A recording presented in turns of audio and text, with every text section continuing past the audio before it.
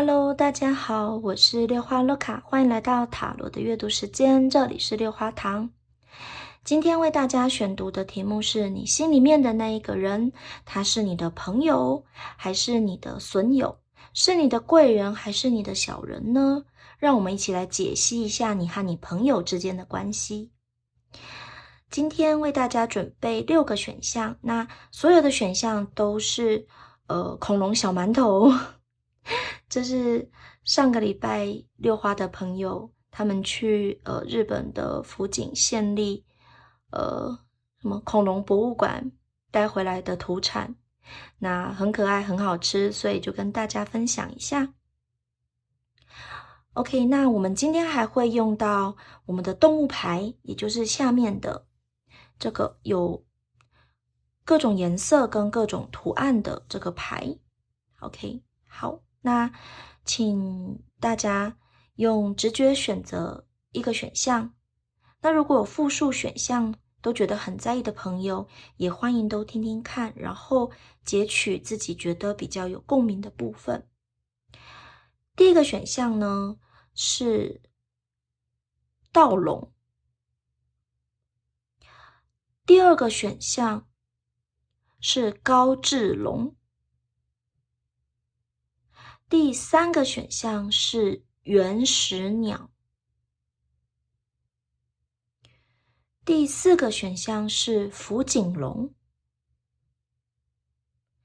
第五个选项是猎龙，第六个选项是巨龙。OK， 大家选好了吗？那如果大家喜欢六花堂的频道，欢迎帮我按赞、订阅、分享，或是留言给我。那我们就开始吧。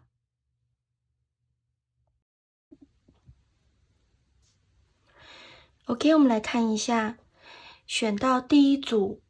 盗龙的朋友，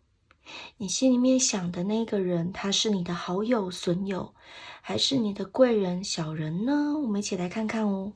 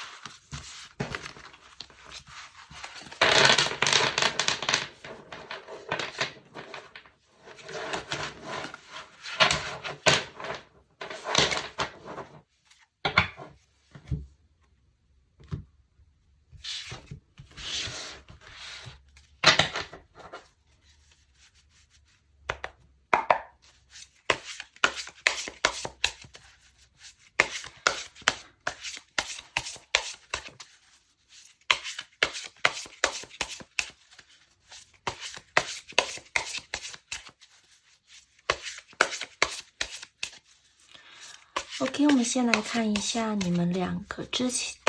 现在的一个现状。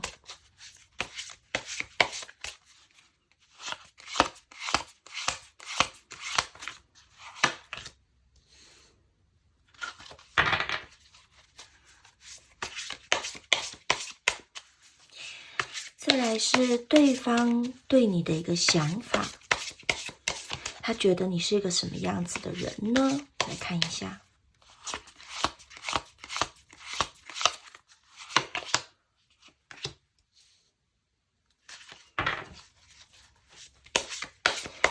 接下来看一下，你又觉得对方是什么样子的呢？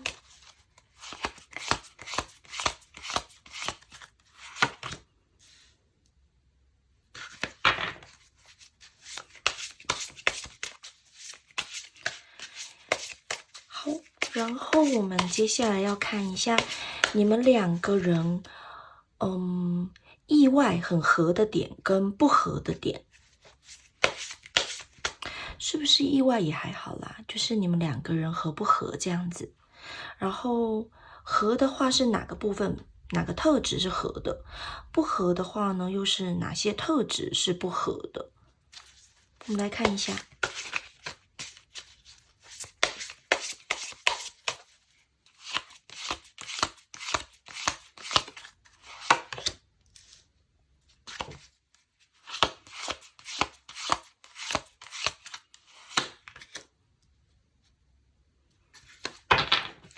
最后来给你们2个人一个建议，如何才能够增进你们2个人的友情？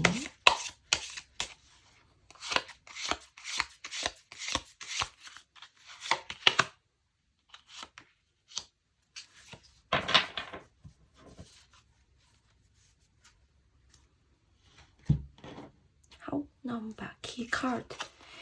也打开。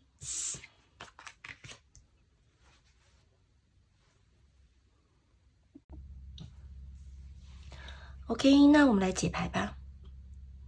我们先来看一下你们2个人目前的个友谊状态哦。我们出现了 Hermit 隐者的逆位，倒着的隐者呢，我会觉得你们2个人目前相处的一个状态是，彼此没有互相隐瞒，然后而且是可以很轻松面对对方的。我就是相处的时候不需要2个人不需要勾心斗角，不用想很多有的没的，是可以很轻松很自然相处的一个状态。OK， 那再加上我们的这个 Key Card 是 House， 那 House 呢，它就有真的是好朋友的一个意思。那彼此会互相保护，彼此是对方的一个避风港，这样子的一个感觉。那再来就是，我觉得出现这张牌，会蛮大一个可能是，就是你们2个之间的友情，可能不仅只是你们2个之间，例如说，可能你们家的。例如说兄弟姐妹也是对方兄弟姐妹的好朋友，或者是彼此的妈妈爸爸是对方的好朋友，对方的爸爸妈妈的好朋友这样子。那或者是小孩也是好朋友这样子。也就是说可能有一些家庭跟家庭之间的一个友谊存在，会有这种感觉。所以目前我看这2张还有整个盘上的感觉，我会觉得你们2个应该是蛮好的朋友。OK， 好，那接下来我们来看一下哦，他觉得你是什么样子的一个人？那我会觉得出现了节制，就 temperance。第一点就是我觉得他是觉得你很懂他，你是非常了解他的人，他觉得。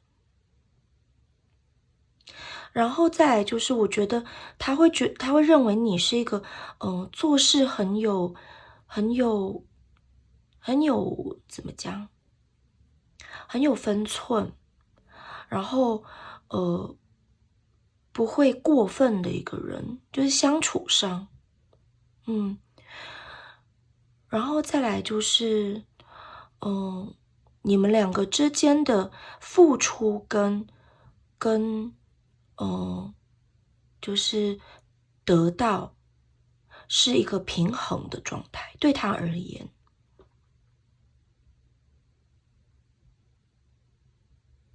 所以我会觉得他应该还蛮喜欢你的，而且就是真心的认为你是他的好朋友。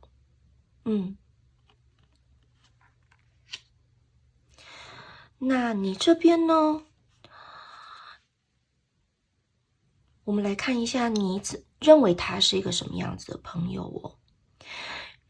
因为是宝剑四，所以我会觉得，第一点就是我觉得也许你这个朋友，他现在目前是一个比较休养的一个状态。也许就例如说他可能第一点就可能也许他最近健康不是很好，有可能。第二点就是也许他现在目前可能之后他可能有什么样子的目标理想，那他现在目前正在储存他的能量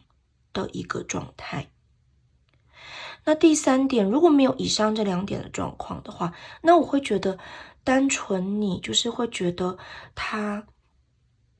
跟你相处起来，你是可以完全不需要用力的思考，用力的去相处的一个人。就是你可以很轻松，你可以甚至就是躺平，甚至你可以不用就是多做什么，你都觉得他也不会讨厌你。大概是这个样子的感觉。就你甚至可以在他的身边，你是可以得到一些休息、休养或充电的。你们两个的关系还蛮好的耶，羡慕羡慕。好，那我们接下来看你们两个人，很合的特质哦。我觉得，因为出现的是月亮倒着，所以呢，我会觉得你们两个人可能在一起就比较不会害怕，就是比较不会不安，比较不会害怕。然后，你们可能可以因为聊天，你看，就是有2个塔嘛，就2个人可能聊天，或2个人在一起，有一些你们觉得很不安、很未知、恐怖的一些事情，你们就可以就是你们就可以打破它，然后觉得，很多事情就不会那么的让你们觉得压力大，会觉得不安或困惑。就我会觉得你们2个人是那种相辅相成的感觉。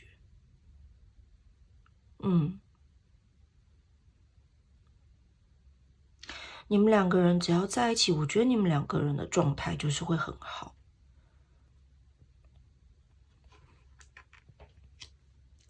OK， 我们来看一下，那你们2个人不合的点哦。我觉得这应该说也不是说不合的点，就会比较像是倾向于你们2个人可能一在一起哦，就是会有点过分依赖对方。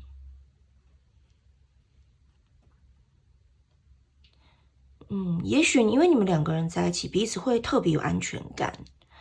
所以就会变得说，就是只要你们2个在一起，就是会变得好像就是反正什么事情都要对方一起的那种感觉。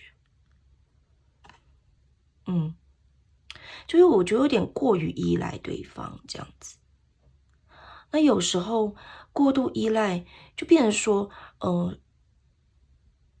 如果是有一些情况要你们，就是2个人虽然是在一起或者在一个团队里面，要你们各自去展现你们各自的一个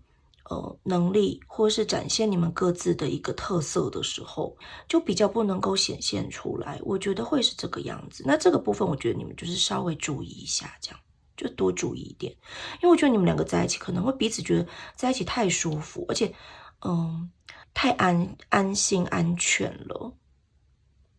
就是有好有坏的那种感觉。OK， 那接下来给你们的一个小建议哦。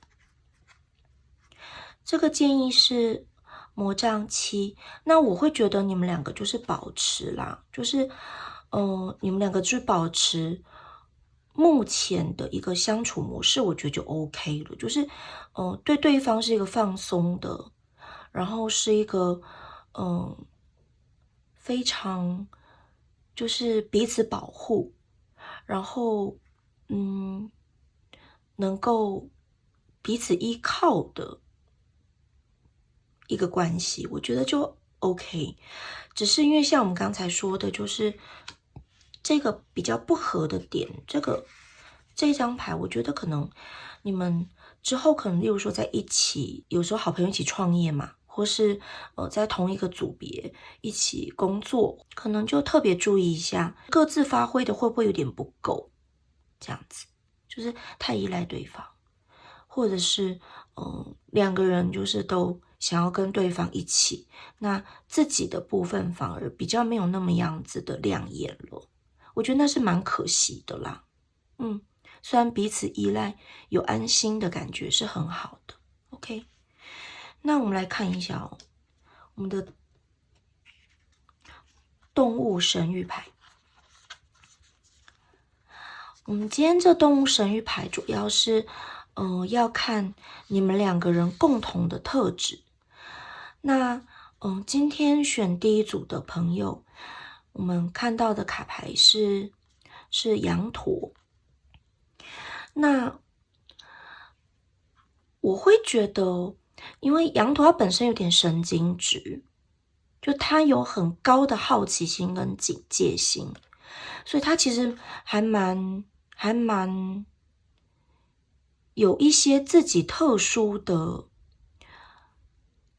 就是特殊的点。我觉得你们有一些可能别人没有办法理解的一些奇妙的坚持。就讲白话一点，就是我觉得你们有一些不太好搞的地方。那可能旁边的人可能会有时候没有办法理解，这样大部分都不太能够理解的地方。例如说，可能今天是晴天，你就坚持一定要穿什么颜色的、什么样子的服装，或者是说，咖啡就一定要喝某某品牌的，就是有一些很坚持、很固执的点。那再来就是我会觉得虽然是群体，就是群居动物，但是我会觉得你们可能蛮重视自己的私领域，自己的空间。然后还有就是我觉得你们可能会蛮注重界限的。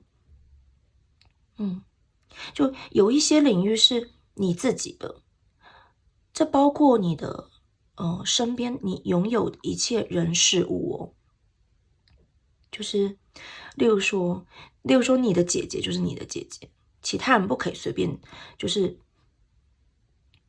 称呼你的姐姐是自己的姐姐这样子。或者是说例如说这张卡片是你的，完全没有经过你的允许，就算是稍微弄到也不行，这样子。就是你会很注重你自己的私领域的一个界限。然后再来就是我觉得羊驼有个很棒的特质，就是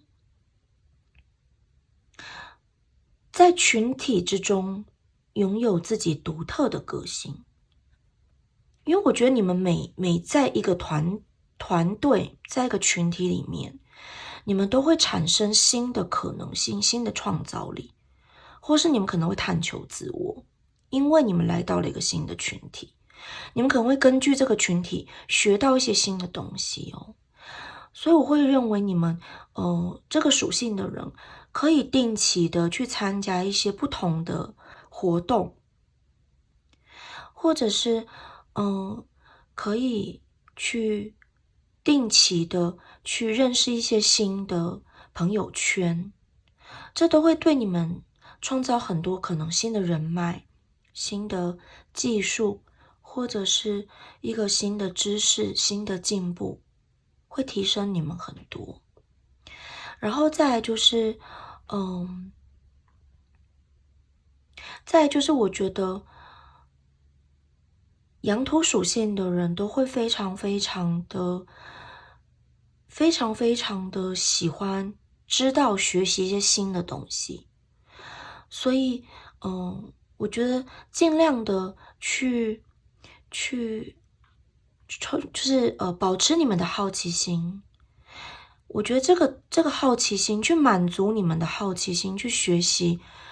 这个对于你们而言是还蛮重要的一个要素，在你们的人生里面。你们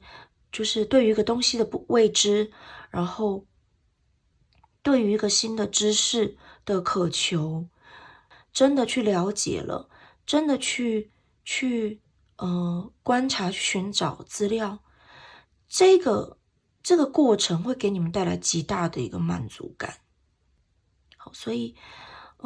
我会觉得保持你们的好奇心，然后还有就是定期的参加一些新的朋友圈，参加一些新的群体组织，对于你们都会非常的好。OK， 好。那第一组的导读到此结束，谢谢大家的收听收看，我们下次再见哦，拜拜。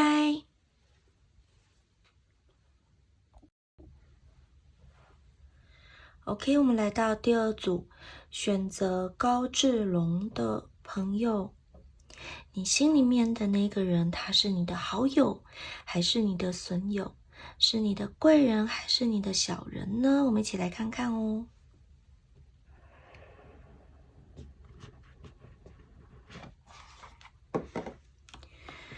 看，再次提醒大家，就是如果不想要看我洗牌的朋友，可以直接用说明栏里面的时间戳记，就是跳转到解牌的部分，就不用等我洗完牌这样子。好。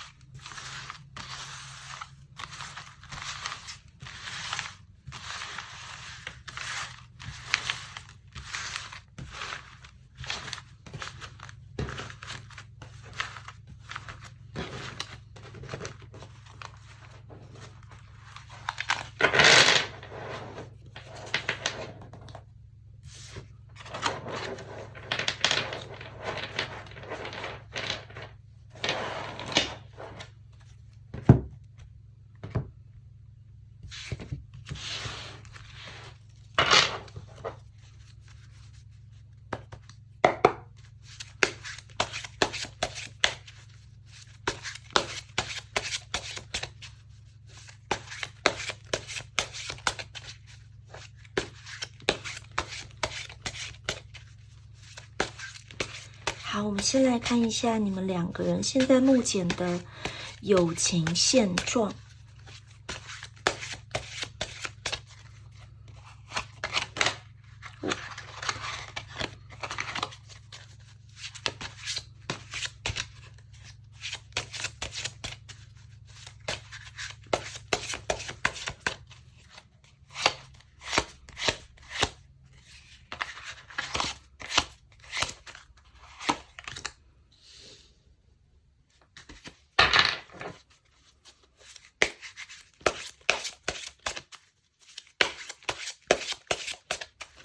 接下来我们来看一下他怎么看你的。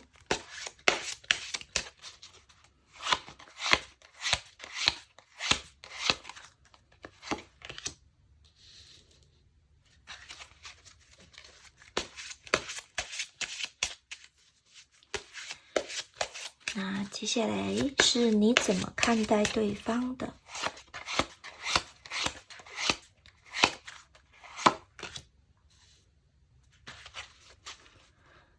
那你们两个人合的点跟不合的点。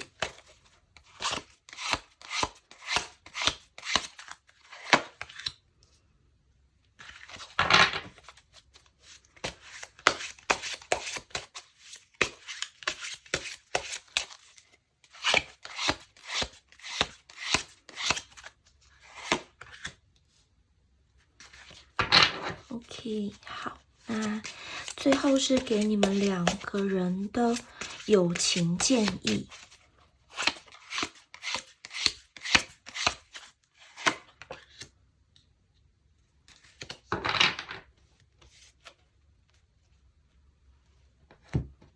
OK， 我们来看一下我们的 Key Card 跟动物神谕牌。OK， 我们来解牌吧。首先来看一下你们两个目前的友谊现状哦。那这是一张，魔杖2，那它倒着。那它倒着的话，我会觉得它原本其实是，他原本其实如果真的话是一个人，他手上拿着一个球，就是一个全知的球。然后他准备要往前走，准备要跨出往前的一步。但是他现在倒着，我会觉得，我不知道为什么会有一种那种就是等不到的感觉。你们两个人之间是不是有一个人目前是在外地，在远方？那有可能是留学、游学、搬家，或者是甚至是移民到国外的一个状况，就是变得比较拉开距离感。因为你看我们的 key card 也是 ship 的话就是远洋的一个意思嘛。那所以我会觉得会不会是你们最近是一个处于远距离的一个状态，那有可能就是读书是到外县市去读，或是工作是在不同的城市的一个状态这样子。OK， 那魔杖2也有可能倒着，也有可能是目前其中一个人，目前他可能状态是有点不太好的，可能有遇到一些问题。就是可能有一些人生的问题，或者是有一些状况这样子，生活上，但我们今天就是不深挖你们两个人各自的生活的部分，就是你目前的一个友情的状态，我们来解析这样子 ，OK？ 那他觉得你是一个什么样子的人哦？我觉得他认为你是他的劲敌，互相协助，可是也会有那种互相较劲的部分在里面。就他觉得你是他的对手，这样好对手这样子 ，OK？ 好。那我们来看一下你这边认为他是一个什么样子的人哦。那出现了宝剑 S， 我就会觉得你应该会觉得他是一个讲话比较直的人。然后我觉得他接下来可能要做一些什么样子的决策。然后再来就是我会觉得你认为他也是一个还蛮聪明的人，真知灼见的一个人，而且我觉得是蛮真实的一个人，就是凡事不太会骗自己，就是勇于面对自己，然后面对真实的自己，然后意志力蛮坚定的这样子。而且我觉得出现宝剑 S 也会感觉你会觉得这个人就是这个朋友，他是还蛮勇敢的，然后做事可能是比较快很准的一个人，这样子，蛮利落的一个人。OK。那接下来是你们两个很合的特质哦。出现了魔杖4，我会觉得你们很多的三观应该是一致的，特别是例如说可能对于家庭已经是爸爸妈妈的，那就很有可能你们的家庭观念都很一致，就是你们觉得家庭对于扮演爸爸对于扮演妈妈的角色应该是什么样子，那认为家庭应该是什么样子的一个样貌也是蛮一致的。那如果是你们还没有结婚就是年轻的听众，那我觉得你们可能对于家庭跟恋爱感情观会是蛮一致的。那如果你们还是小朋友，就是如果是还是小学生就是高中国中或者是国小的小朋友，那我会觉得你们可能就是对于自己想象中的爸爸妈妈应该是什么样子的会是蛮一致的，或者是你们可能自己的家人就可能很接近某些特质，就比如说自己的妈妈是这个样子，那对方的妈妈可能也是这个样子，自己的爸爸是这样，那对方的爸爸也是那个样子之类的所以就是在于家庭还有各种就是观念上面你们是想法很合的。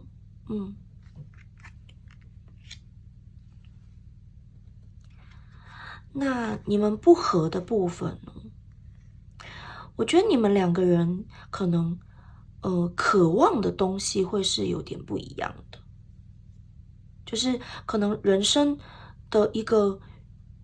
想要的一个目标，想要的一个东西，追求的东西本质上是完全不一样的。就有人可能是认为人生只要快乐就好，那另外一方搞不好是认为说就是一定要很有成就这样子，就是有一些根本的追求理想欲望上面是有点不一样的。那还有就是对于那个满足的点有点不一样就例如说有些人可能例如说吃到了甜食就会觉得好幸福好开心，就是只要最重要是吃这样子。可是有些人是最重要是例如说可能他很需要是一个人的时间，他不要的不是食物，有些人要的是一个人的时间，那有些人甚至他要的是例如说希望别人很多人称赞他或什么的，就是你们在于对于一些渴望跟内心的一个满足欲望的一些点可能会有点不太一样。那你们可以自己稍微观察一下你自己的觉得最重要的能够满足你的是什么，那对方又是什么样子的这样。那我觉得这个部分是你们两个比较没有办法 match 的点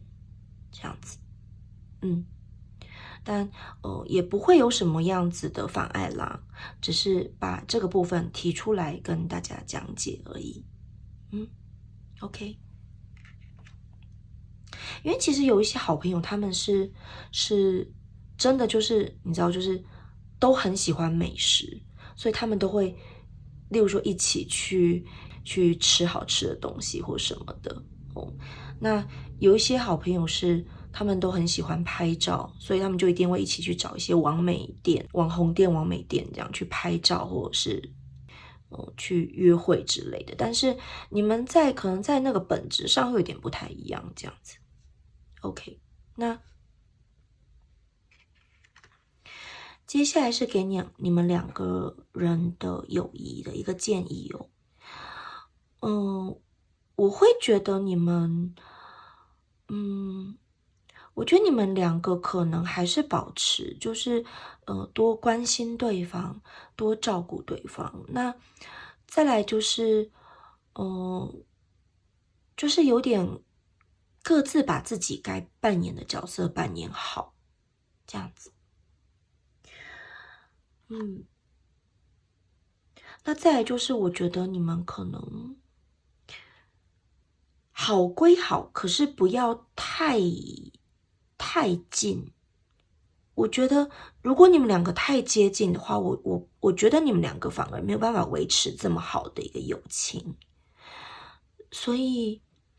我觉得你们保持一点距离，然后各自是自己领域的女帝的那种感觉，各自是自己的那个领域里面的王的感觉，会比较好一点。然后再来就是，我真的觉得我觉得你们两个都要各自维持良好的一个状态啦。就无论是经济的部分，或是你们内心的一个充裕、一个丰足的感觉，你们可能都要各自维持好，这样子你们才能够好好的维持你们的友谊。如果其中有一方，心灵上或者是可能经济上出现了大的问题，我觉得你们两个之间的一个交流跟那个友情的平衡可能会跑掉。就是会有这种感觉。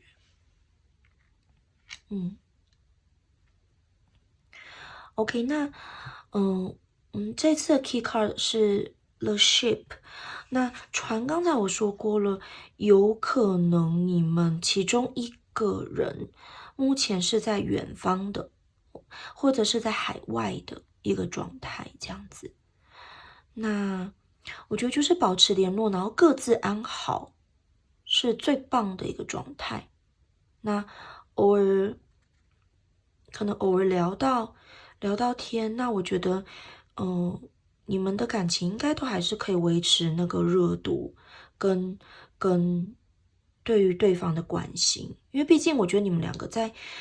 想法上，在三观上有很多都是很合的，就很一致的，所以应该是蛮有话聊的两个人。OK，那再来也有可能啦，就是小小的有一点可能，就是会不会是你们其中一方有一个人是外国人这样子？因为 the ship 也有代表外国的意思。OK，那我们来看一下你们两个人共通的特质是什么？是小蜜蜂，好可爱，是小蜜蜂。蜜蜂的话呢，我会觉得真的就像是女帝一样，就是你们两个人都是很坚韧，灵魂是很坚韧的，很有意志力，就是意志力很强韧。然后，我觉得你们也是很爱接触漂亮美的东西，而且是实用的东西。因为蜜蜂基本上它不是因为花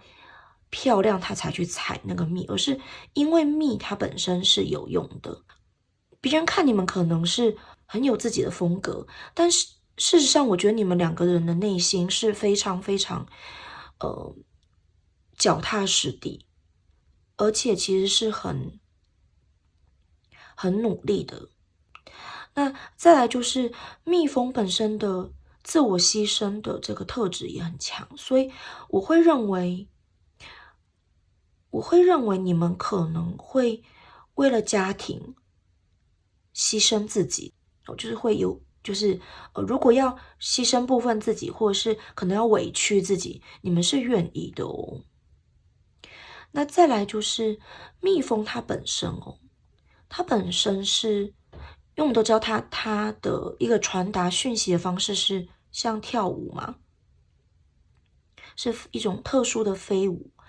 那我会觉得你们两个在沟通上面可能，会有你们两个之间的一些奇妙的共通的语言在，是旁边的人可能听一瞬间可能听不懂，可是你们就是可能讲到某一个词，你们两个就完全懂了的那种。所以你们有特殊的一个表达方式。那再来也有可能是比喻一些东西，在叙述一些事物的时候，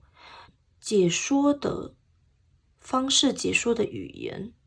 可能就跟一般的人会有点不一样。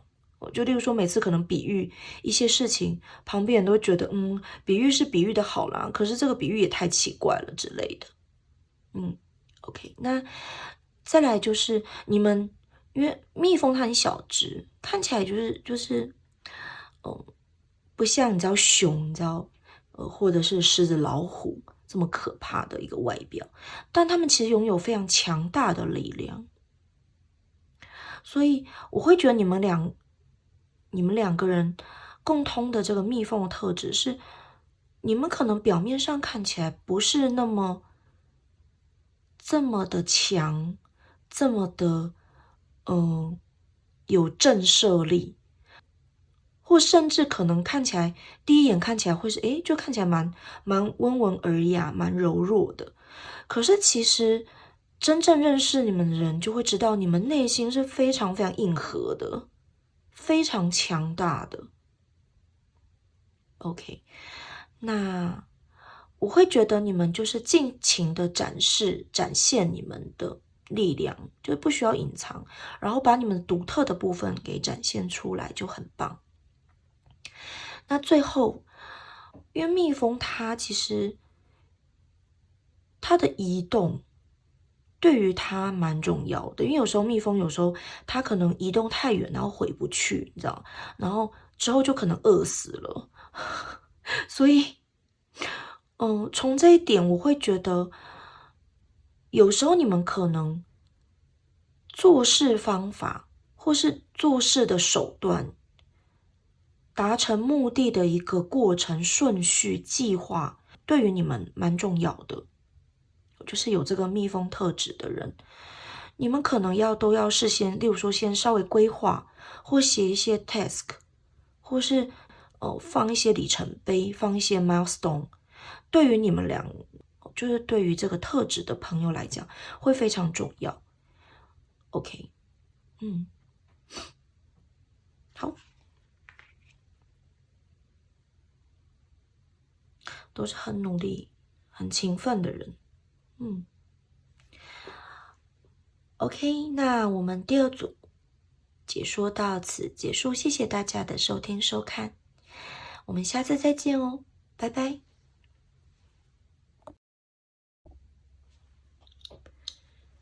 OK， 我们来到第三组，选择原始鸟的朋友，我们来看一下，你心里面的那个人是你的好友、损友，还是贵人、小人呢？我们一起来看看哦。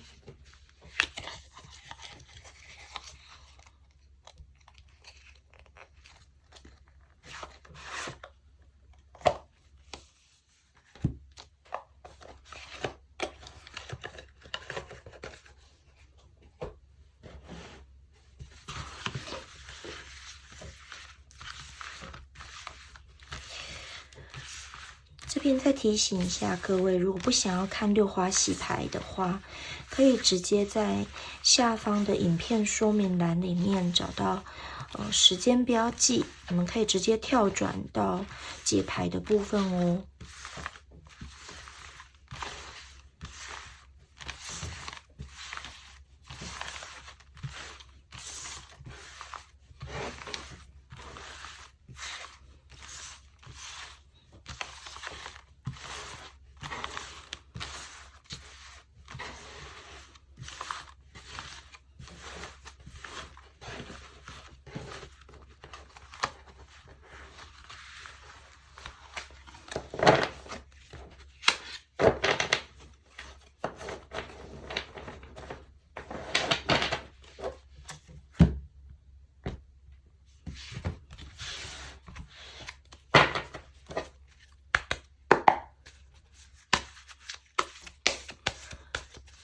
OK， 我们先来看一下你们两个人目前的友谊现状。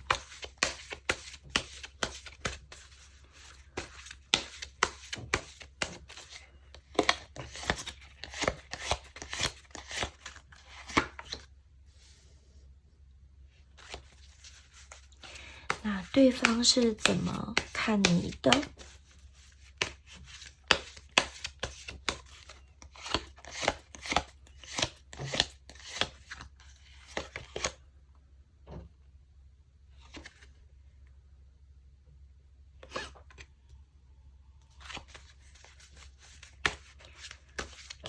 那你是怎么看待对方的？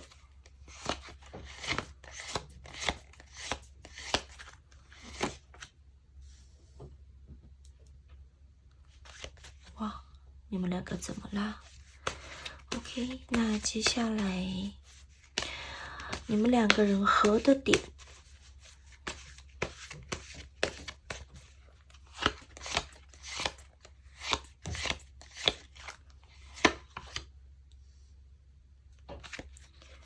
然后不合的点，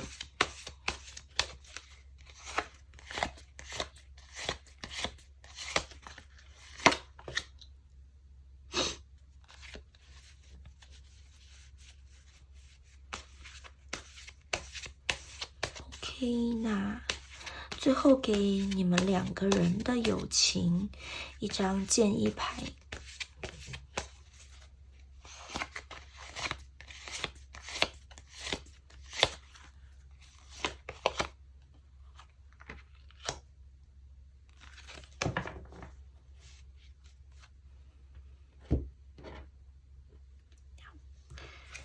来看一下，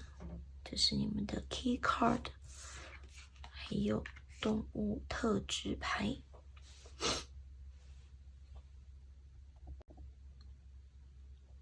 OK， 我们来解牌吧。首先来看一下你们两个人目前的一个关系哦。我觉得你们两个目前的关系是有点紧绷的状态耶。那这个紧绷的状态有点是来自于你们两个人可能其中一方对对方或者是彼此哦，有一些可能讲话太直接，或者是有一些太严格的点，就是过度干涉对方的一些想法，或者是生活相关的一些事物，导致你们两个的关系现在是比较有点紧绷的状态，比较没有那么轻松的状态。这张牌跟我们的 key card 其实有点呼应哦，就是这张船锚，它本身一般我们解释都会是工作嘛，工作相关，或是例如说可能感情就是一见钟情这样子。那可是今天出现在这边对人关系，我会觉得是你们彼此会觉得对方很重要，你们也会觉得很重视对方，很爱对方 ，OK， 但是有一点要小心太过于干涉对方的一些生活或者是想法，就有点呼应这样子。那我觉得你们两个可能就是稍微再多放松一些，状态可能好一点。那他目前是怎么看你的？我觉得他会觉得说不过你，或者是就是有点小受伤的一个状态耶。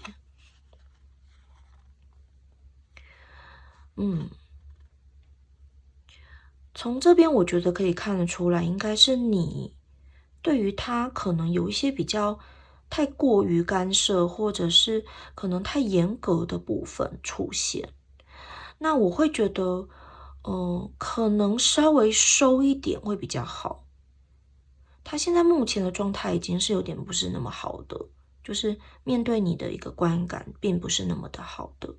所以可能请你稍微多收一下会更好。就是多考虑一下，多为对方体贴一些，这样子可能会好一些。那这边是你怎么看待他？那你会觉得他为什么就是不听你的话，不听你讲话的一个感觉？就是因为圣杯9是许愿牌嘛，就是如你所愿。可他现在倒着代表说他不能如你所愿。这个我觉得，其实六花在面对很多卜算的时候，还有就是，像我在录制这些卜算的影片的时候，其实，我也常会跟我的学生说，当我们在为他人卜算的时候，我们只能够当成是一个老天爷的翻译机，就是宇宙的一个传达的媒介。我们卜算者的幸福，不代表听的人，不代表卜算的人的幸福，就不代表我们的客人的幸福。所以，可能你要把一些比较你自己先入为主，或者是你自己认定的东西先放旁边，缓一缓，然后你有给予你认为的一个比较好，对对方比较好的建议，我觉得你有说到，其实就好了。那，对方要怎么样子去选择，要怎么去调整，那是他的事情，是他的人生。我觉得我们有给到一个建议，然后一个陪伴，其实我觉得那就是好了，那就好了。有时候手可能不要伸太远，这样子会更好。因为其实有时候我们太用力的、太愤慨的，一直去要去改变对方，其实我觉得那是没有必要。因为其实我觉得大部分对方心里面也有自己的一把尺，那对方也不是傻瓜，所以我觉得我们就是放松，那永远敞开我们的怀抱，我觉得那才是最好的。OK，所以可能请你的小手手稍微往回伸一些些，这样子会更好。那再来你们两个人的合的部分哦，我会觉得你们两个人对于某一些自己心里面的一些目标，就是达成的一个目标，或者是你们可能对于满足一些欲望，或者是压力的发散释放的那些点还蛮接近的。例如说就是可能压力大就想要好好吃一顿，或者是总之累了就是睡觉，或者是说觉得不开心那就买东西之类的。那还有就是，我觉得你们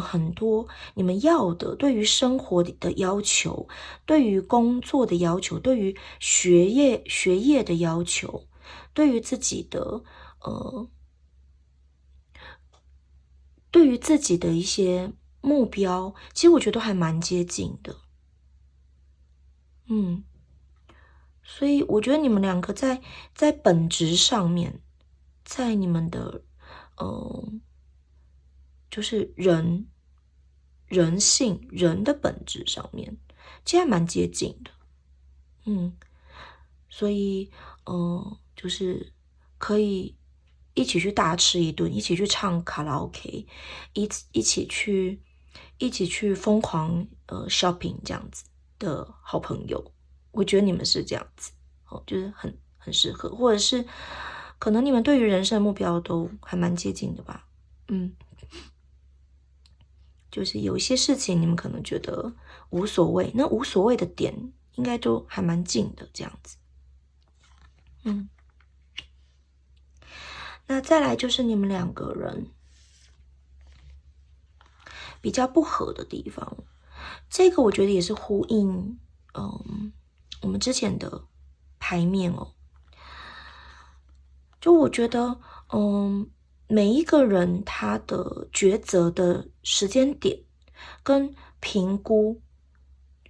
放弃的时候的时间点之类的，其实这些选择、这些判断，其实每个人不一样。那我觉得这个部分是你们比较不合的，就是止损点的设定啊，就止损点的设定，你们两个人的观念其实有点误差的，所以这是你们两个比较不合的地方。有时候你可能会觉得说，为什么事情要拖这么久？可是他会觉得，他如果没有把这件事情，给做到最后，他会觉得就是没有办法释怀，所以这个部分是你们比较不合的部分，这样子。所以我会觉得有时候，既然你们这个部分比较没有办法 match 的话，那觉得你就，建议给了，然后也协助了，那就带着温暖的眼神，跟就是留着你温暖的怀抱，就是在旁边守护他。其实我觉得这样就好了，好吗？OK。那再来，再来是你们两个人的友谊的建议哦。我会觉得，我会觉得你如果真的想要多协助他一些的话，就可能不是只是说，或是只是一直 push 他。我觉得有时候你就是实际给他一些行动，就是给他一些实质的帮助协助，行动上的，而不是语言上的。我觉得这样子对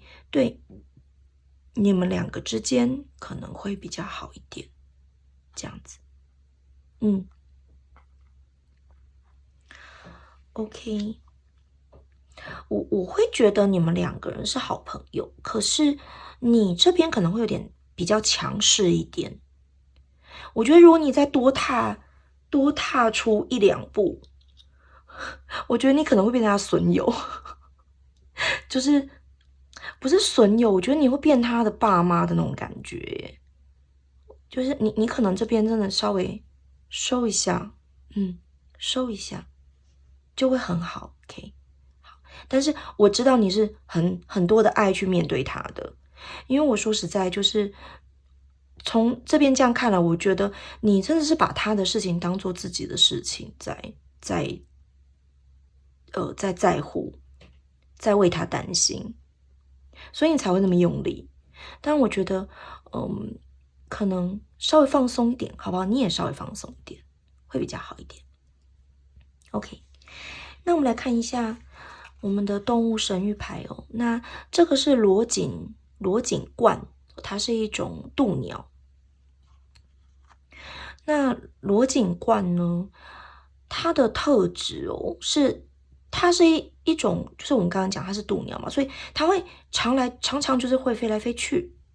所以它其实是一个蛮有行动力，而且有可能你们两个人其中一个人或是两个人都是，就是空中飞人，就是动不动可能要出差，动不动可能就忙这个忙那个，然后就是突然就一下子在那边，一下又在那边这样子，就是很多时间会不固定的到处跑来跑去这样子。那再来就是，我觉得你们两个都是蛮有责任感，因为其实这种鸟它本身是非常非常就是重视家庭的，很有责任感，而且是踏实的生活的那种，所以是脚踏实地的去生活，然后很会察言观色的人。而且我觉得你们心里面都会有一些还蛮好的一些人生哲学在，然后而且我觉得你们也都会不断的追求提升自己，你们有时候可能会自己去旅行，或者你们会蛮喜欢去旅行的，去追求高我，然后，你们一个人的时候，你们还就是蛮独立自主的。就是虽然你们会去照顾别人，可是其实你们不太需要别人来照顾你们。所以我觉得你们还蛮厉害的。然后再来就是，我觉得有这个罗锦冠这个鸟的特质的人，通常对于感情都蛮专一的，就是对于感情蛮认真的。而且如果你认定了，就是认定了是这个人，你就会觉得，就是会希望跟这个人真的一辈子好好过，白头到老这样子。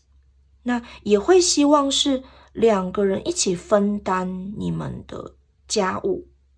你会希望就是所有事情都是2个人一起去 share， 一起去分担，一起去扛这样子。那选到这个选项的朋友，我会觉得建立基础对于你们来讲非常的重要。为什么你要去做这件事情？那怎么样才能够为这件事情打好基础？这个对你们来讲非常的重要，因为只有先把基础打好了，你们才能够全心全意的去构筑自己要的东西。然后再来就是，我会觉得你们是很注重过程的人，所以，但是为了要构筑这个良好的基础，我会觉得你们可能还可以，你们可以先设立一些优先顺序，就是这个比较优先，这个比较轻重缓急，你们都先分门别类，然后再去做规划，可能比较不会那么的混乱，或者是，那么容易被人家带跑。就别人说什么，然后你就跑了，这样就对对对，好像是这样，就不会是这个样子 ，OK 吗 ？OK， 好 ，OK， 那我们第3组的解读到此结束，谢谢大家的收听收看，我们下次再见哦，拜拜。OK， 我们来到第4组，选择福锦龙的朋友，你心里面的那个人，他是你的好友、损友，是你的贵人还是你的小人呢？我们来看一下哦。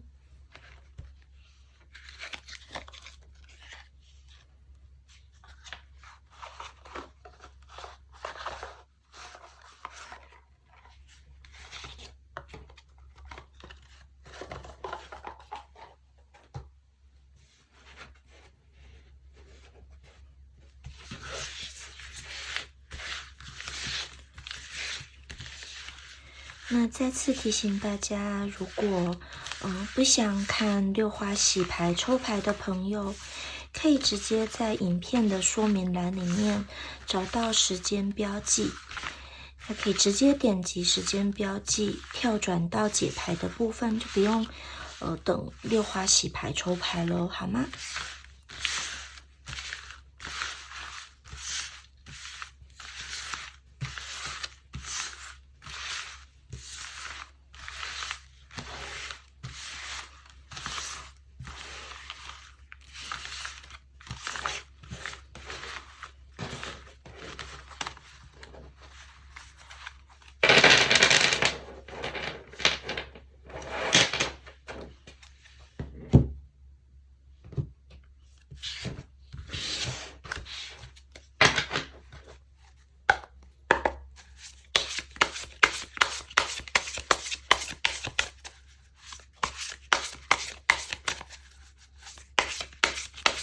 ？OK， 我们先来看一下你们2个人的友情现状。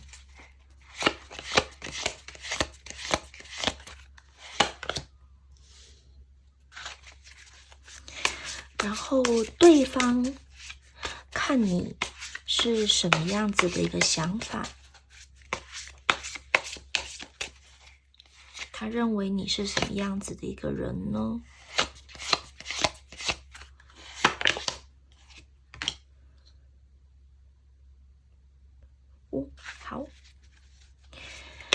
接下来是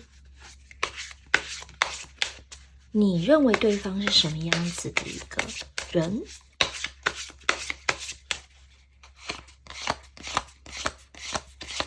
你怎么看待他的呢？ OK， 好，那再来是你们两个人合的点。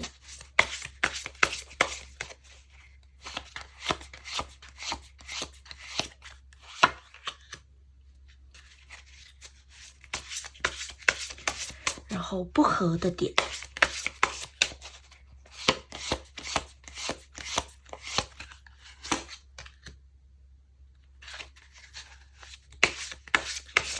最后给两个人的友谊一张建议牌。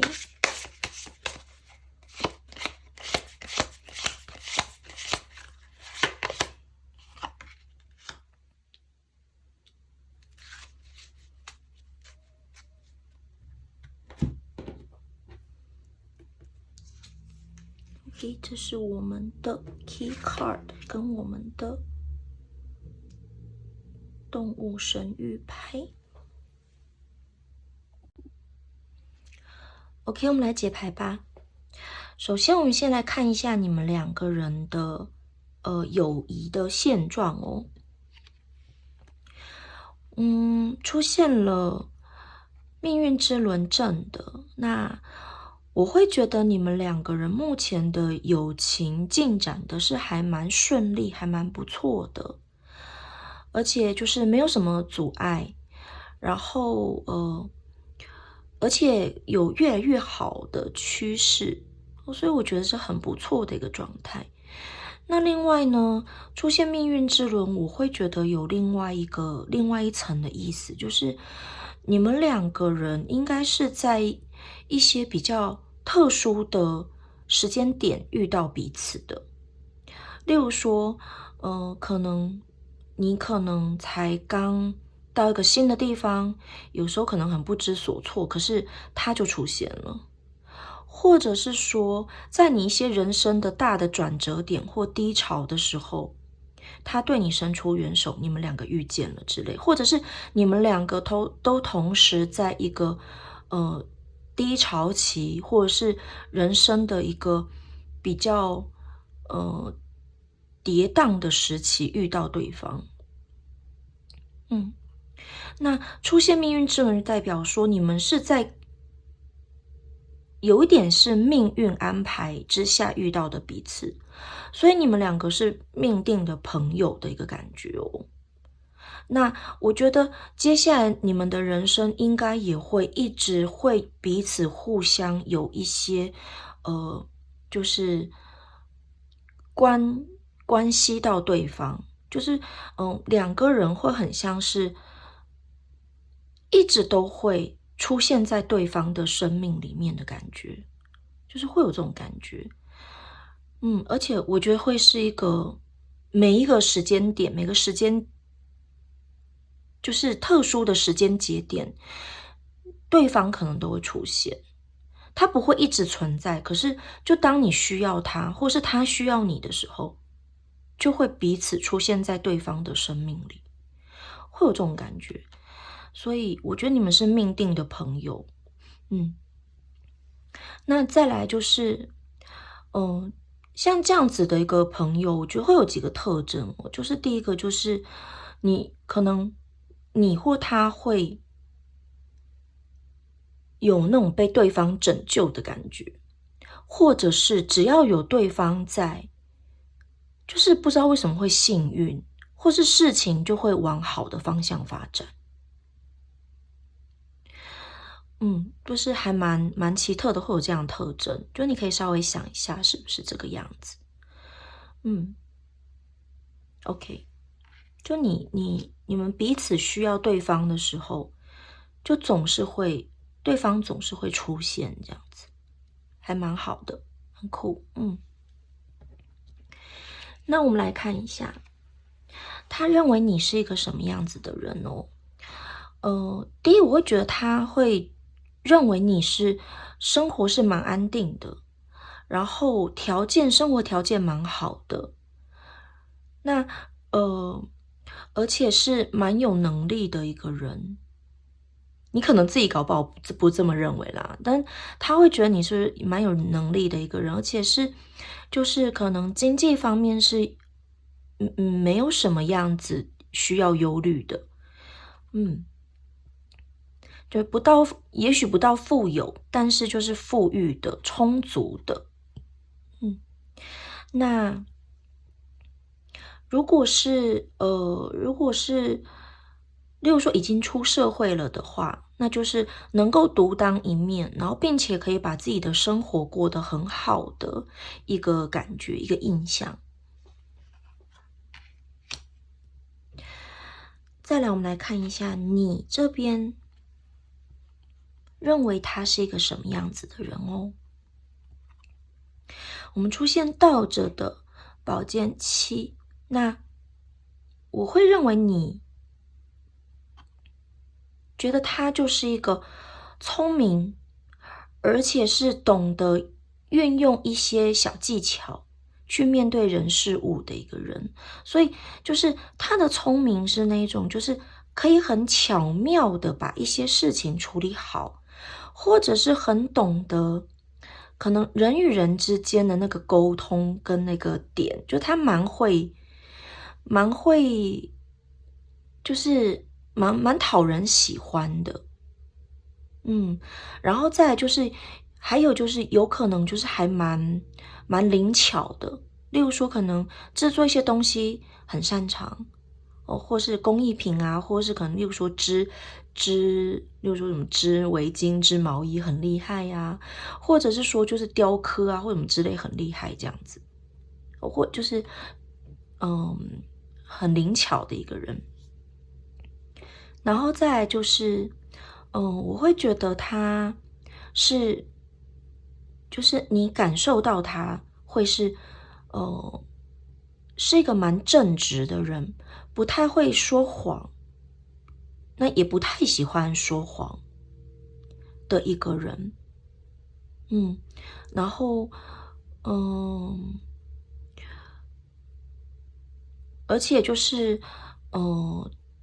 对于很多的事情不会喜欢耍小手段的一个人。所以你们两个对于彼此的一个观感跟印象都是还蛮好的。OK， 好，所以我会觉得我再次强调，我觉得你们两个会是彼此的贵人哦。我觉得你要珍惜这一位朋友，彼此的贵人，不只是朋友，还是贵人。那你们两个合的地方是，你们两个都是彼此可以互相支持、互相扶持对方的。然后再来就是，我觉得你们两个都是喜欢支援，你们比较适合是协助、辅助对方、辅助团队的一个角色。所以我觉得你们在就是合作的本质上，我在一个团队里面的一个自己扮演的角色上面是还蛮接近的，而且是可以互相彼此帮衬的那种感觉。接下来我们来看一下你们两个人比较不合的地方哦。我觉得第一个就是可能会过于担心对方，或是我不知道这个就是也许是你们其中一方，也许是两个都有，就是有点过于想要协助帮忙的这一点，可能稍微要调整一下。就是你们两个其中有一位可能是那种比较会担心东担心西或想很多的人，那就会特别的容易想要去关心对方，或是过多的想要去照顾。那我觉得这是比较不好的地方，就是如果你有这个特质，或是他有这个特质，我觉得你们都应该要稍微收一点，会比较好一点。然后再来就是，也有可能是会想的不够多，你们两个人，这有一种可能，就是其中一个是想的不够多，另外一个人是想太多，就一个可能没在意，没那么的细心，没有那么的敏锐，可是另外一方是那种过度敏锐、过度 sensitive 那一种，那就很容易会，其中一方就会觉得受伤。为什么？我觉得这个东西很重要，为什么对方都一点都没有那种感觉，就一点都不 care 这样子，会有这种情况发生哦。那可能多小心，而且因为是月亮，然后有月亮的元素，我们都会讲说它是比较是心里面想而已。就是心里面会自己很内耗、很煎熬，可是实际上你并不会去对对方就是坦诚或是沟通，那我觉得这一点是不太好的。OK， 那就注意一下吧。那我觉得最主要还是沟通啦，然后再来就是，各自中庸之道拉一下，就是一个不要想这么多，一个不要就是这么的，就是天然，不要这么的，没有什么心机这样子。OK， 好，那再来。这张牌是你们两个人友情的一个建议哦，我会觉得你们两个人就保持现状就好了，顺其自然最好。那你们两个人自己其实不用特别再去做什么，你们的感情会日积月累的，会越来越好，而且是很顺利的，就是不用太担心。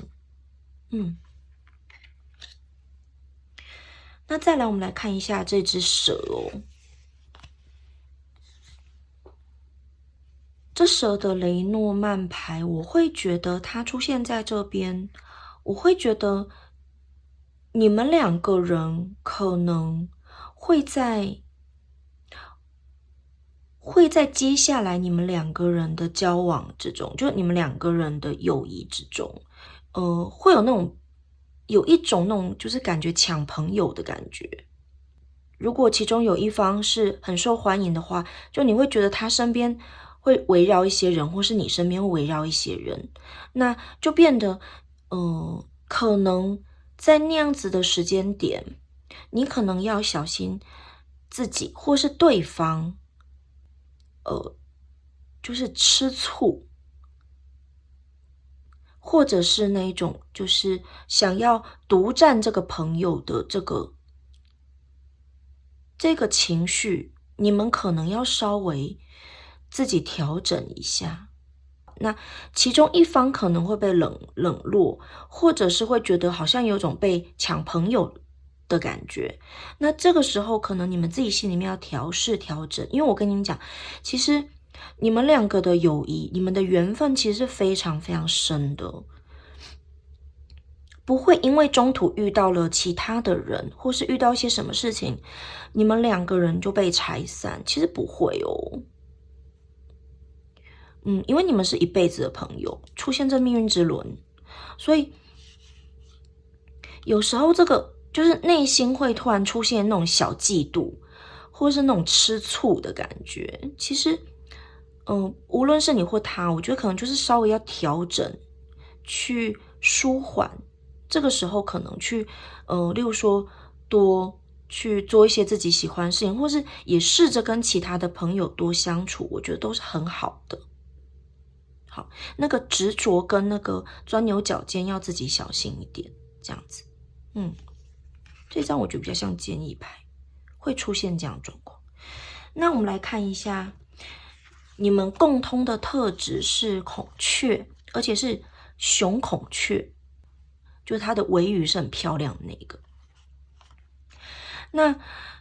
抽到孔雀呢，灵感对你们来讲非常非常的重要，而且你们也是充满各种想法的一个人。那，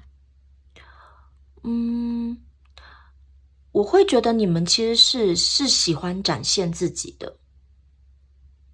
而且我觉得你们内心是骄傲的，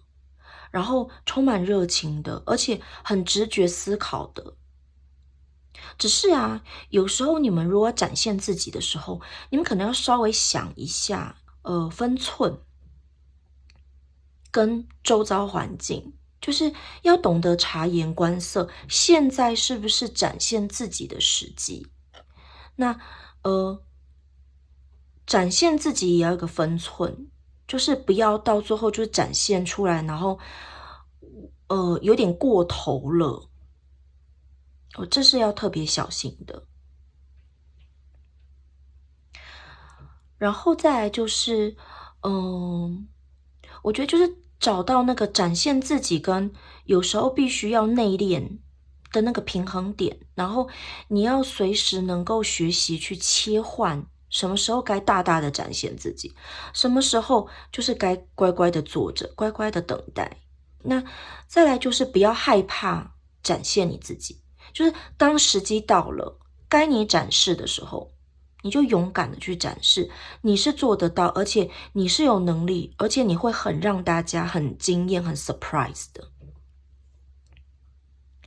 那再来就是要多锻炼自己的精神力。我会觉得你们可能有时候吧，如果心里比较不静的时候，静不下来的时候，可能要固定，例如说3-5分钟静坐冥想，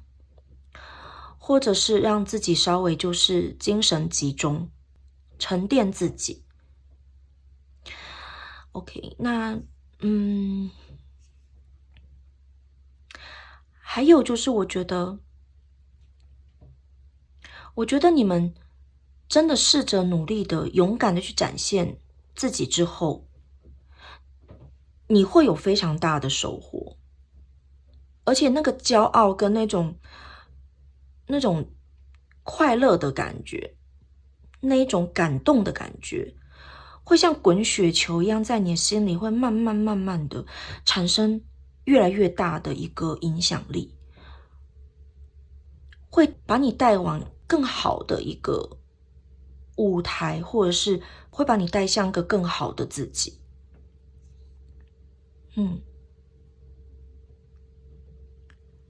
OK， 好，那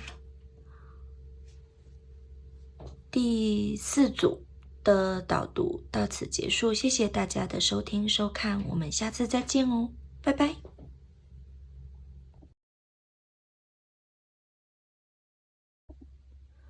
OK， 我们来到第5组，选择猎龙的朋友，你心里面的那一个朋友，那个人，他是你的好友、损友，还是你的贵人、小人呢？我们来看一下哦。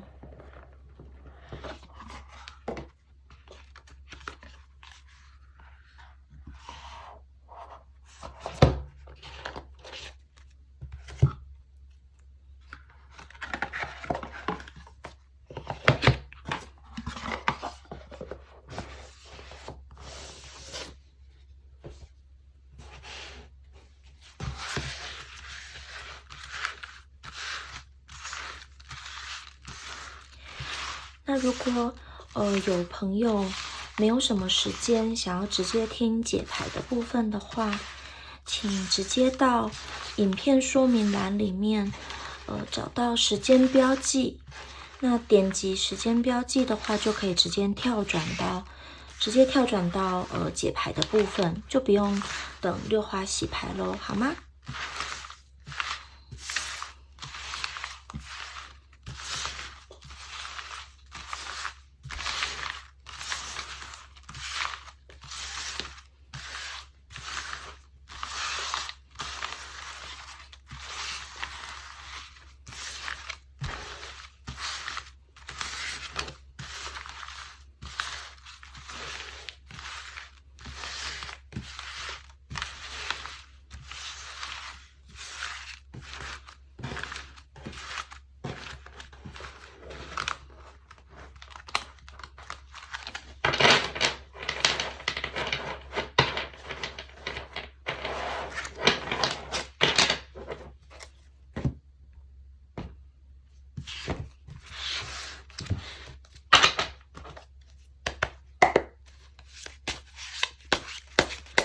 OK，我们先来看一下你们两个人目前友情的现状。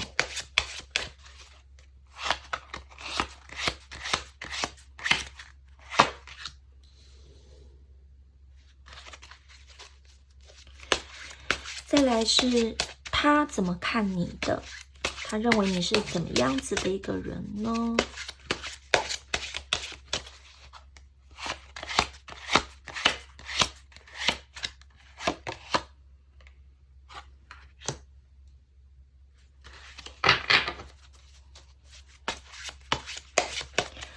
那下一张我们要抽你认为他是一个怎么样子的人。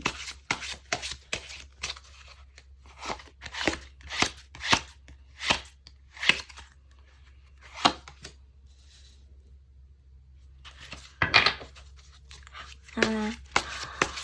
我们接下来看你们两个人合的点跟不合的点是什么？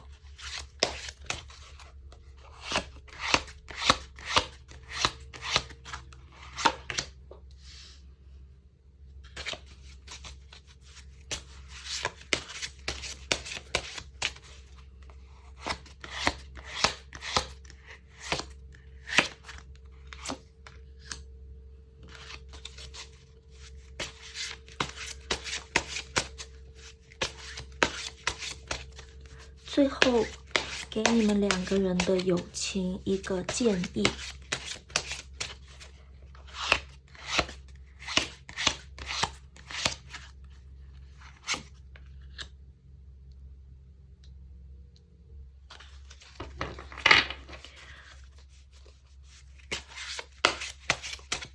我这一张再补充一下。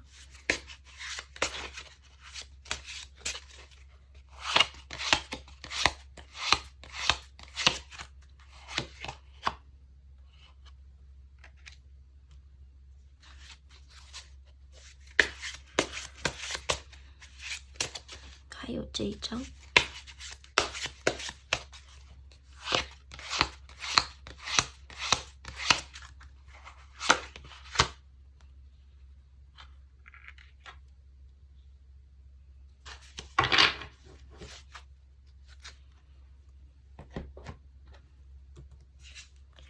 Key card 给你们的动物卡牌。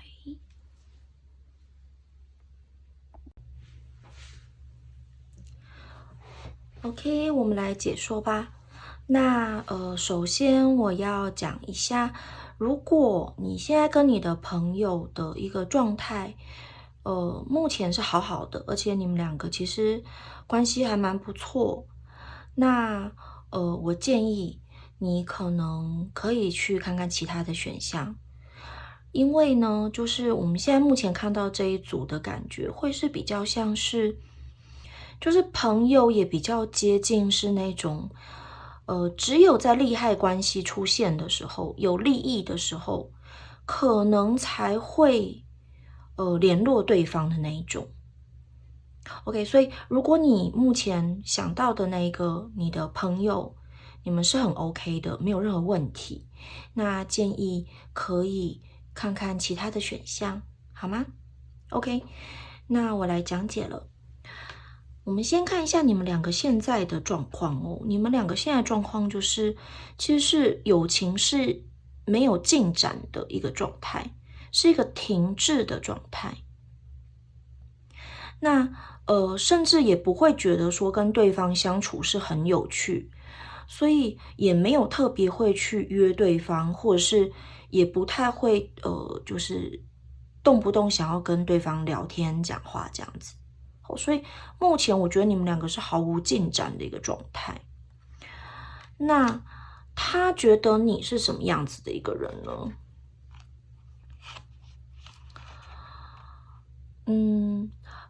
第一个就是我觉得他看你会觉得你是一个比较不满足的人，就是你已经拥有很多，可能条件也不坏，可是总是想着你没有的那些东西。某种程度上，他会觉得你有点要的太多了，就是不知足的感觉。那再来就是，因为恶魔呢，他虽然觉得你是有时候可能对于很多事情是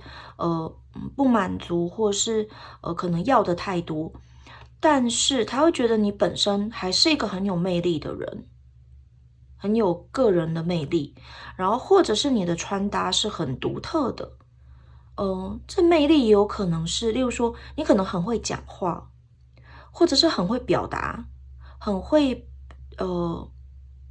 就是很会推销自己这样子。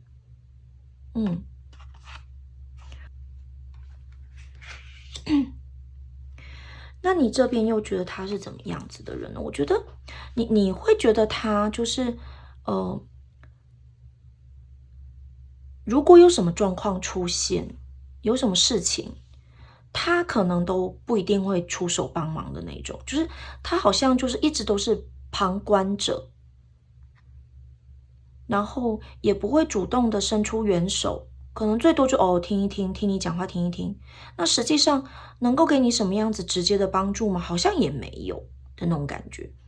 然后再来就是你也会觉得他其实思虑蛮深的，城府蛮深的，就是没有那么单纯的一个人。然后再来就是行动力有点不足。你可能会觉得说，明明有些东西可以自己去争取，但是他却是感觉就是放烂，然后废这样子，就是自己不去争取。所以我会觉得有种就是你知道相对性这样子。OK。然后有时候你也会觉得他就是好像无欲无求。对，就是明明有一些东西可以自己赶快多争取的，可是，而且明明就是可以伸手就可以拿到的，可是你就觉得他好像就是一直废这样子。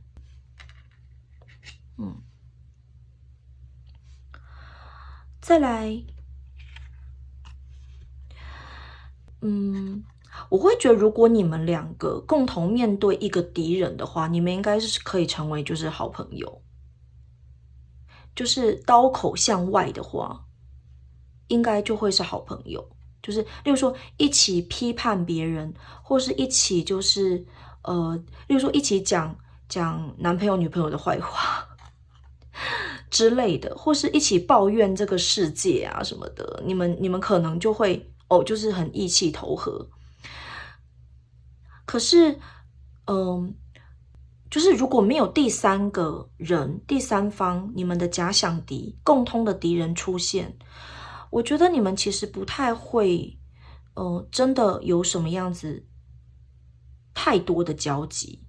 但其实出现这张代表，其实你们两个应该都是蛮聪明的，而且其实蛮理性的在看待一些事情，蛮实际的在看一些事情，然后不会让自己在那里就是唉声叹气太久，然后还蛮人间清醒的。然后再来就是，我觉得你们可能会是在自己的某一些朋友圈，或是在某一些业界或圈子里面，算是还蛮聪明的，而且知识情报非常充足。然后再来就是有可能也是发号施令的领头羊，或者是有时候可能大家会询问你们，把你们当成参谋，当成军师一样这样子，会来问你们，询问一下你们的意见那种感觉。OK。好，那你们两个人不合的地方这一张是教皇出现在你们不合的点，我会觉得就是刚才讲的，就是他会觉得你不满足，或是他会觉得有时候你做事情会有点没有分寸，然后你不该要的你也要的那种感觉，就是我觉得你们在对于自己的三观的部分是有一点落差的。如果说就是他觉得你一直都是处在一个不满足，然后一直感觉就是很努力的去争取一些自己要的东西的时候，他可能会觉得这样子很夸张，他会觉得例如说可能不属于自己的，或是其实没有需要的，那就不要了。可是你会觉得说这些东西对我而言，即使我现在没有用到，总之我拿了，我争取了之后，说不定我可以用得上。所以就在三观的这个部分，你们可能会落差蛮大的。然后再来就是对于做事的分寸，还有对于一些规矩规则的认同，你们可能也是差距很大。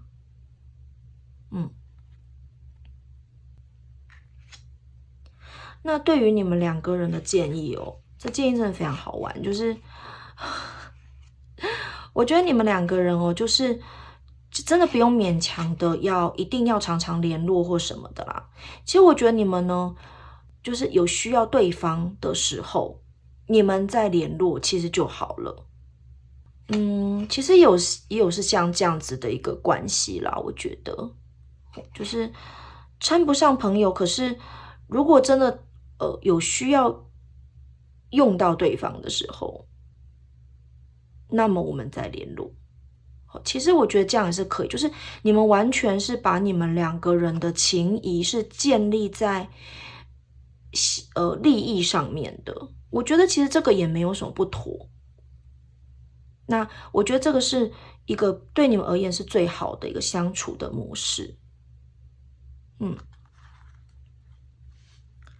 那再来我们来看一下这个 key card， 这 key card 其实我觉得也有就是有呼应你们的建议，就是我觉得就是画一个界限吧，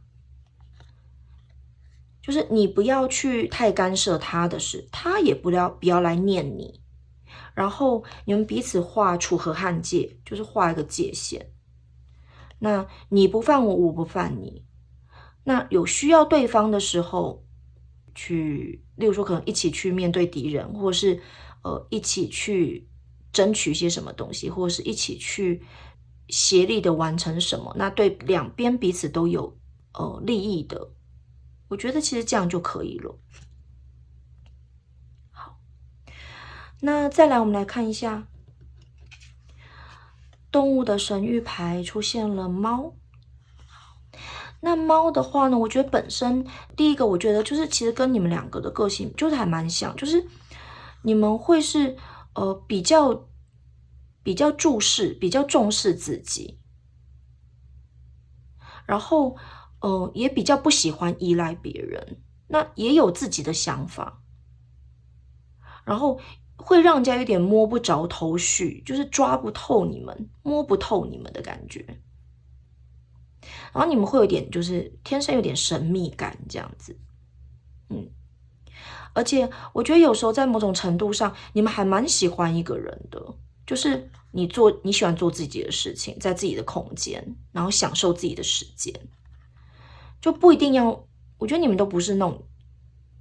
种就是一定要跟大家在一起那种。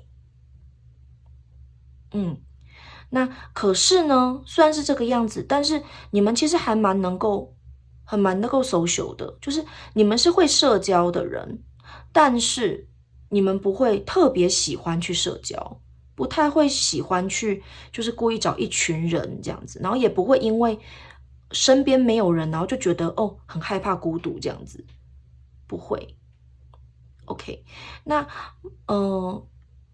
猫咪的话呢，就是你们应该也是蛮注重自己的私领域的，所以其实不太喜欢别人问东问西，或者是不太喜欢别人碰你的东西，或是未经你的允许踏进你的领域。然后再来就是我觉得你们的直觉跟你们的观察力其实都蛮敏锐的，然后有一些原始本能的特质在。那我觉得有这个猫咪特性的人呢，其实我觉得你们要多磨练，就是去探索你们自己的人生剧本。注意是你们属于你们自己的，体验你们自己的人生剧本。你有听到我一直在讲你吗？就是自己，没有别人。好，那所以我觉得这个人生剧本的主位是你们自己。你可能要常常的跟自己对话，然后好好的去面对自己的愿望，了解自己的欲望。其实我觉得只要你有想要，其实就可以引发很大的力量。就我觉得你天生是有这样子的能力的，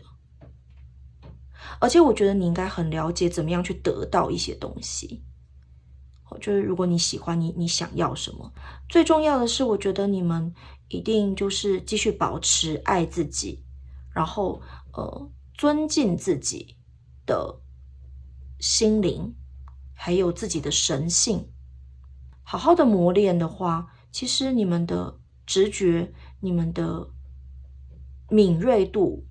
会非常非常的强大。然后，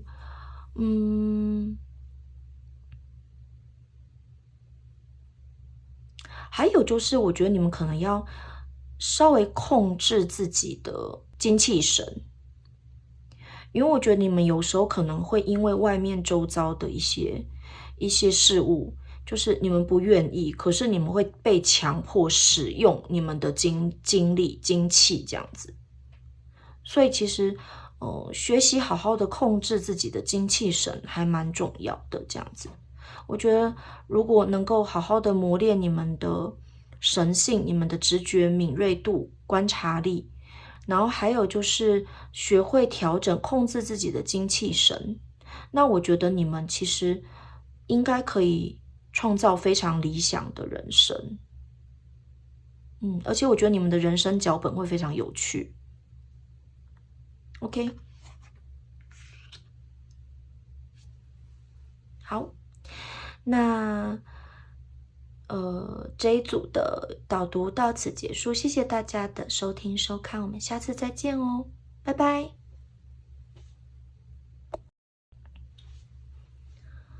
OK， 我们来到最后一组，选择巨龙的朋友。你心里面的那个人，他是你的好朋友，是你的损友，是你的贵人，还是你的小人呢？我们一起来看看哦。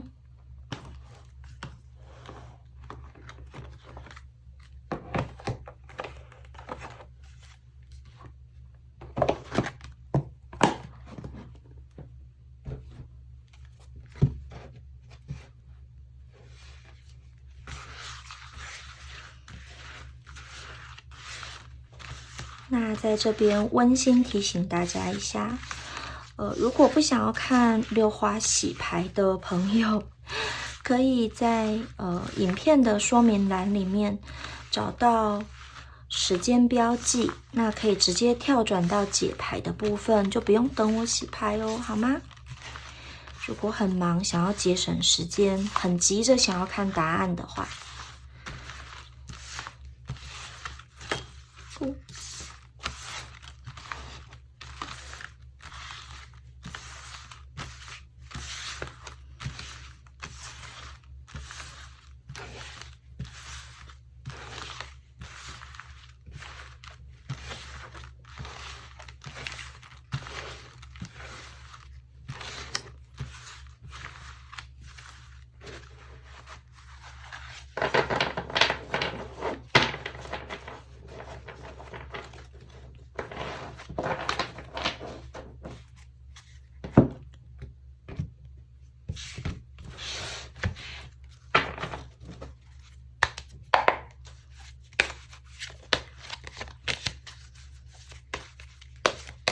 我们先来看一下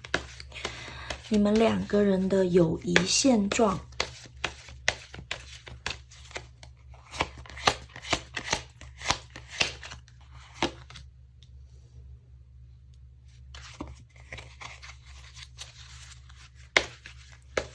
再来是对方对你的一个想法。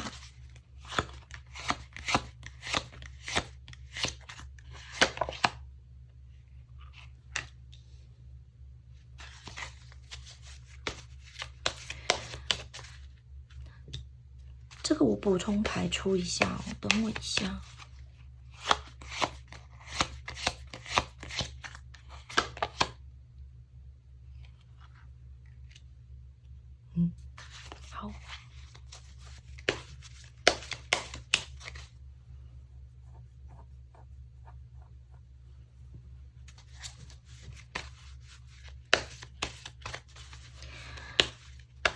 那接下来是你对他的想法。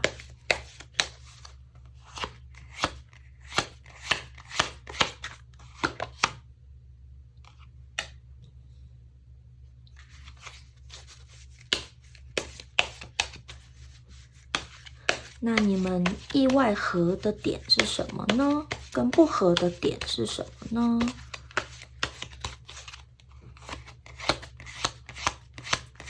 合的点，不合的点。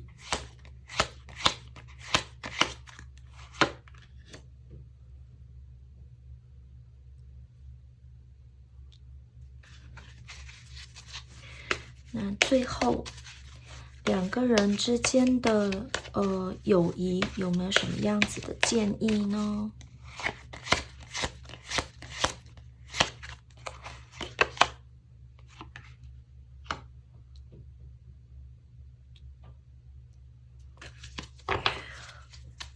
我这个再出一张哦。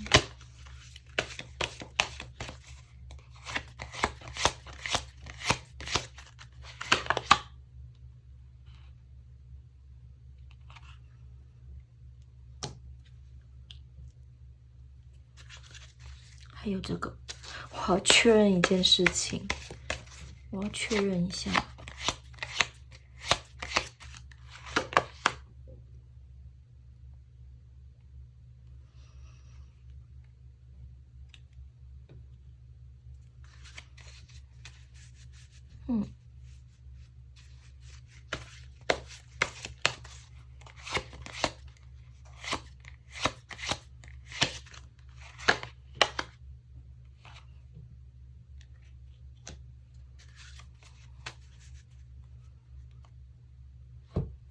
OK， 那这是你们的 Key Card 跟动物神谕牌。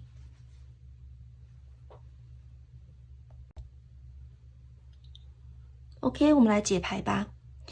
那现在目前看到这个牌象，我会觉得有2个可能性。那第一个呢，我会想，你现在心里面想的这个朋友，他是不是之前跟你有一些感情的瓜葛？就例如说，他可能之前喜欢你，或是你们之前可能交往过，这样子。好，那另外一个呢，我就把这个部分给拿掉，然后单纯就朋友，就是纯粹朋友的一个状况来去做解释。那我分2段来讲解。OK， 我先来讲说，你们如果之前是有感情纠葛的，过去有感情线，踏入感情线的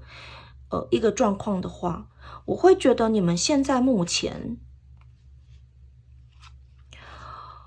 我会觉得你们现在目前是，我觉得是已经说清楚的一个状态。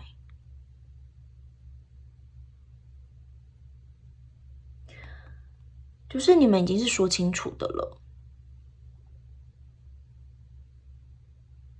然后，而且我觉得是其中一方是已经放弃了的状态，就是就感情线而言，你们是已经没有再继续下去，然后可能因此连朋友这个部分可能都有拉开距离的感觉，这样子，然后可能也因为之前的这些感情的纠葛，这些感情的关系，导致于我觉得你们之间的友情是有一些裂缝的，就可能现在已经没有办法再是好朋友的一个状态。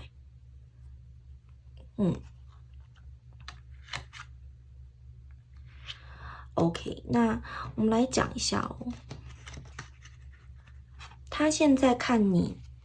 是一个什么样子的一个状况？其实我觉得啊，我觉得他内心，我现在讲有感情线的这一边哦，就是我觉得如果你们就算可能已经切割了，你们可能已经讲清楚了，但我会觉得他内心还是非常喜欢你的哦，因为有圣杯十，正的圣杯十，他还是非常喜欢你的，然后他还是觉得你很优，你很赞，那只是他很清楚，他不能够再对你有任何的追求，或者是有很强烈的行动，他知道。可是我会觉得他之后还是会再来找你，或是还是会来想要，不知道可能跟你复合，或是再看跟你还有没有机会哦。就是我觉得他还是无法完全死心这样子。我们今天是算朋友诶，干嘛一定要给我这样走感情线啦？前面5个都好好的。OK， 好，所以我会觉得他之后可能还会，就是你会觉得他好像停了一阵子，可是某一天可能例如说又开始在追踪你的 IG， 或是某一天突然之间好像又联络你，传讯息给你之类这样。他对你还完全没有死心哦，他还是喜欢你的，而且是非常喜欢。好，最后一组了，6花的解说有点开始崩坏。好来，那 OK， 那你怎么认为他的？你这边就很明显啊，你对他已经完全没有兴趣、没有感觉了，然后而且你已经就是开始往下一个阶段走了。这个我觉得有可能，例如说可能是物理上面，例如说你可能真的搬家了，真的换学校、换公司了之类的。那也有可能是心境上，就是你已经就这一段你已经完全就是切割，完全就是过去了。OK， 所以你对，就是现在目前你对他没有特别的一个什么样子的想法，这样子，然后也不会想要再对他好，或者是再给予他任何的关心或什么，就是没有特别这样子。这个他的对你的想法完全呼应到我们今天的 key card， 这个 lady，不管你是男性女性哦，就是这一张都代表是你。虽然她是 lady， 因为在雷诺曼牌里面 lady 是代表就是卜算者本人这样子，所以她是真的就是觉得你很好，你是她心里面的那个就是真命天子真命天女。对，就是你的条件对她而言太好了。OK， 那我们来看一下你们两个人不是共通，就是你们两个人意外还蛮合的点，就是我觉得你们两个应该都是蛮异想天开或是很有创造力的人，就是可以天马行空想很多东西，然后可能头脑动得很快，然后可能就是想到什么就觉得就来计划这样子。那再来就是可能有一些奇妙的经历，我觉得就是你们两个可能都有一些奇妙的一些人生经历什么之类的这样，然后都还蛮聪明的，对，然后蛮好玩的一个人这样子。OK， 那你们两个人不合的点在哪里？我觉得是在金钱观、价值观，或者是家庭观念上面有点不一样就是有点观念上是有差距的。金钱、家庭上面是有隔阂、有差距的。然后这也代表是说你们两个人其中一方可能或是你们两个人就是目前你们的经济来源是一个比较不安定的状态，不稳定的状态。所以导致可能，例如说可能，就是也有可能因为这样子影响你们之间的一些进展，这样子啦。但是症结点就是你们两个不合的地方是，例如说金钱观，然后还有就是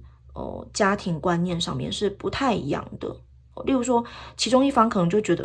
我很想要结婚，那另外一方就觉得，我绝对不要结婚，这样子。那或者是说，我觉得如果钱用在吃的上面，你就觉得很 OK， 可是另外一方就觉得，我觉得钱就是要存下来，那吃能吃就好了，不要挑就这些怎么讲，金钱跟家庭观念上面是就是差别蛮大的，你们两个人的想法，OK。那这是对你们两个人之间的情谊上面的一个建议哦。我觉得你们两个还是相见不如怀念。我觉得你们两个人就是还是我觉得这个建议应该是给你的啦，就是你还是不要有任何的，就是主要有任何的行动再去给他任何的讯息，因为我觉得他是完全没有死心的，所以如果你对他真的已经完全没有什么感觉，没有什么就是没有真的想要跟他发展下去，那我觉得你还是尽量啦，就是不要理他，然后就是尽量逃这样子，然后不要给他任何的一丝一毫的让他觉得有机会，就不要这样子，好不好？OK， 为什么说到感情啦？好啦，在干嘛？那另外一层 ，OK， 我们来讲另外一层，就是另外一个可能性就是完全没有感情线的部分，这样子。那如果是完全没有牵扯到感情的部分的话，那我会觉得，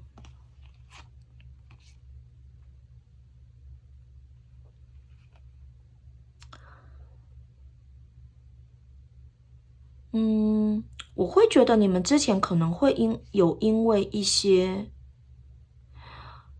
我觉得你们两个可能之前因为有一些误会或什么的，你们两个可能就突然之间两个人就没有再继续你们的友谊。我会觉得好像是有一个事件，然后让你们两个之间彼此对对方的一个信赖感不见了。而且我觉得就是其实这从中可能会有一点觉得，其中有一方可能会觉得自己被利用了的那种感觉。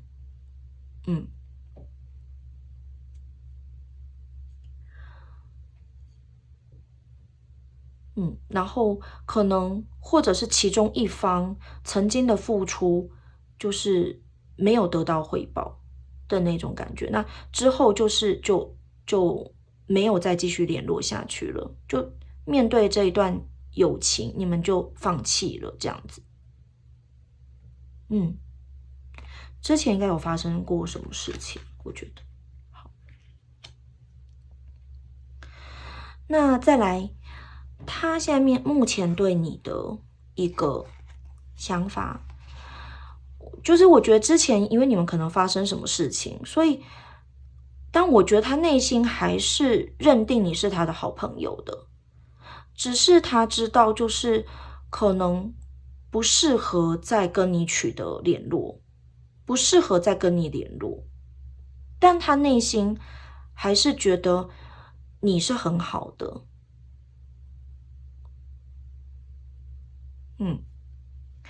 然后再来就是，我觉得他在找机会，就是看能不能够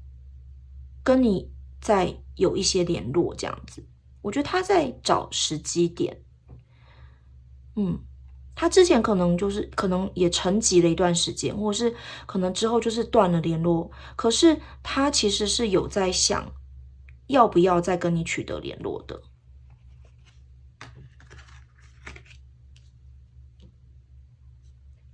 但我觉得你这边其实并没有特别想要跟他有联络耶。我不知道，我觉得你可能在那个事件之中，可能有一点受伤，或是就会觉得不想要再去面对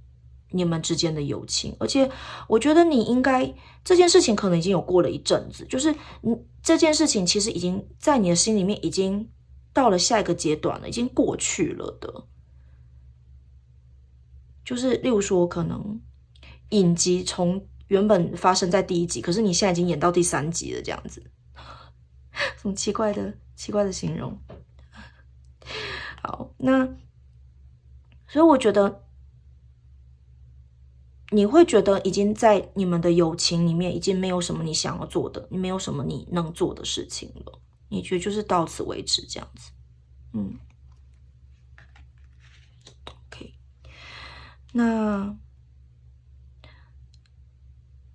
但我觉得啦，客观的来讲，因为出现了这个 Lady， 所以我觉得我觉得对他而言，你还是很好的朋友。这一点我要讲，就是他觉得你还是很好的朋友。